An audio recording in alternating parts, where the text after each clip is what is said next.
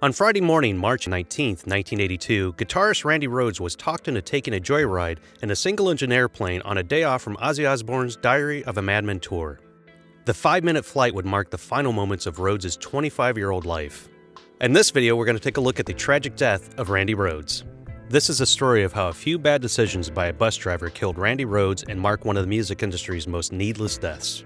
But before we get started, subscribe to our channel Weird History, leave a comment, and let us know what you think about the video. As we all know, musicians have had a long history of horrendous aircraft disasters. Buddy Holly, Ritchie Valens, and the Big Bopper died in an airplane crash in 1959. Stevie Ray Vaughan died in a helicopter crash in 1990. Several members of Lynyrd Skynyrd died when their private tour plane crashed in 1977. And of course, there were airplane-related deaths of Patsy Cline in 1963, Otis Redding in 1967, Jim Croce in 1973, Ricky Nelson in 1985, and Aaliyah in 2001, and the list goes on and on. Technically, these were all on-the-job deaths. It doesn't make the passing of these musicians any less painful, but knowing that the work-related reason behind their demise does make it a little easier to accept. That's why the death of Randy Rhoads might be the most painful of all airplane-related deaths among musicians. Rhoads wasn't traveling in the single-engine airplane on March 18th because he needed to get to a gig. He was just a passenger on a joyride piloted by Ozzy Osbourne's bus driver. But before we cover that, let's go back and find out more about Randy. Prodigy is a term that gets thrown around a lot in the world of music, but Randy Rhoads was a true musical savant. By the time Rhoads was 7, he began taking folk and classical guitar lessons at Musonia, a music school in North Hollywood that his mother owned.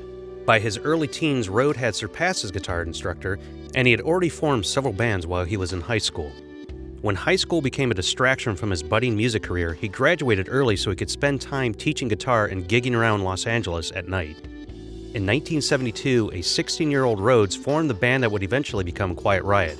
But after 7 years of failing to secure an American record contract and dealing with inner band fighting, he accepted an invitation, after a lot of coaxing, to audition for Ozzy Osbourne's new solo project. Rhoads wasn't initially thrilled by being the guitarist for Osbourne, who he considered a member of the old guard. His childhood friend and early Quiet Riot bandmate Kelly Garney put it this way: "When Randy and I were growing up, we thought Black Sabbath was a ridiculous thing. They were something that we made fun of. We parodied them all the time.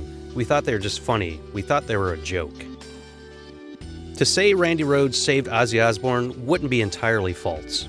It's common knowledge that when Osbourne was fired from Black Sabbath on April 27, 1979 for his compulsive drug use and inability to collaborate with the rest of the band, everyone, even Ozzy, counted himself out. Eventually, somehow, Osbourne began looking for a band to help him with a solo career.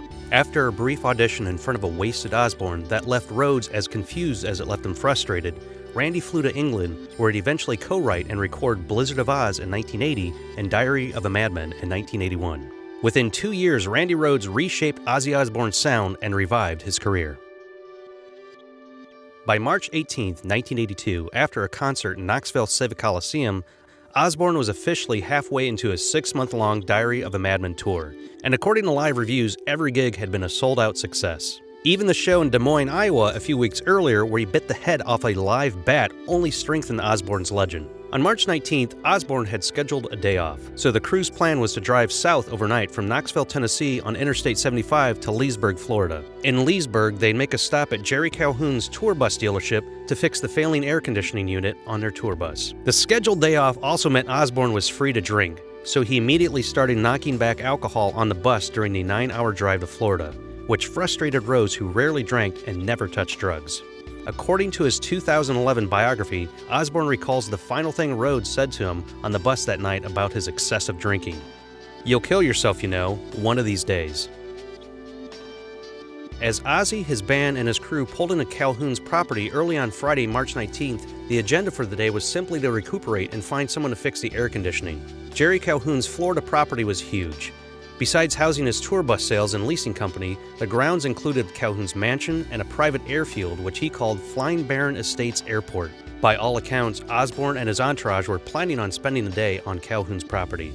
Their next gig wasn't until the following evening on March 20th, supporting Foreigner at the Tangerine Bowl, some 43 miles away in Orlando, Florida. So the full day off would allow the band to regroup.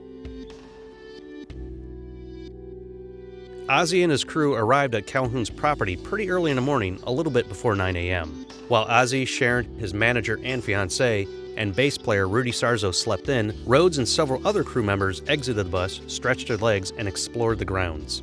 While walking around Calhoun's property, Andrew Aycock, Osbourne's tour bus driver, found a single-engine Beechcraft F-35 plane. Although Aycock was a certified private pilot, his license to fly was invalid. Still, he thought it'd be fun to take the Beechcraft on a quick flight around Calhoun's property. Sometime around 9 a.m., Aycock asked the members of the crew if any of them were interested in taking flight with him in the four-seater. He recruited keyboardist Don Airy and tour manager Jake Duncan, and without permission, took the Beechcraft out for a quick spin. After a few minutes of taking laps around the property, Aycock landed and asked the crew if anyone else wanted to make a second trip. Although, according to friends, he was never comfortable with air travel, Rhoads agreed to ride along with Rachel Youngblood, the band's 58-year-old cook, costume designer, and makeup artist. Incidentally, Rhoads woke Rudy Sarzo up and tried to coax him onto the flight as the fourth passenger, but Sarzo declined and chose to get some extra sleep instead. The second flight with Rhoads and Youngblood started off normal. They took a couple more laps around Calhoun's property. Then Aycock decided to play a prank on the crew by buzzing the tour bus. Aycock steered the airplane twice toward Osbourne's bus, both times getting close enough to alert the crew, but he pulled out and shot back upwards with plenty of time to spare.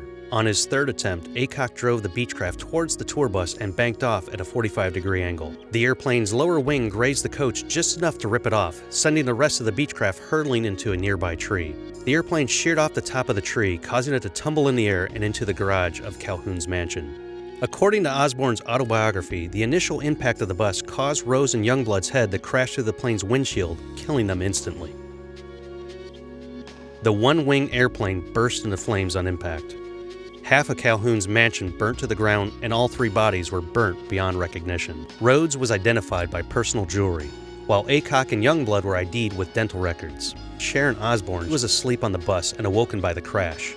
She said of Rhoads, Aycock, and Youngblood, "They were all in bits. It was just body parts everywhere." Ozzy's official statement to crash investigators was a bit more descriptive. "I was awoken from my sleep by a loud explosion. I immediately thought we hit the vehicle on the ground. I got out of bed screaming to my fiancée Sharon, 'Get off the bus.' Meanwhile, she was screaming to everyone else to get off the bus. After getting out of the bus, I saw the plane had crashed. I didn't know who was on the plane at the time. When we realized that the people were on the plane, I found it very difficult to get assistance from anyone to help. In fact, it took almost a half hour before anyone arrived." The FAA conducted toxicology tests on all three corpses and found that Rhoads only had nicotine in his system. Aycock, though, tested positive for cocaine.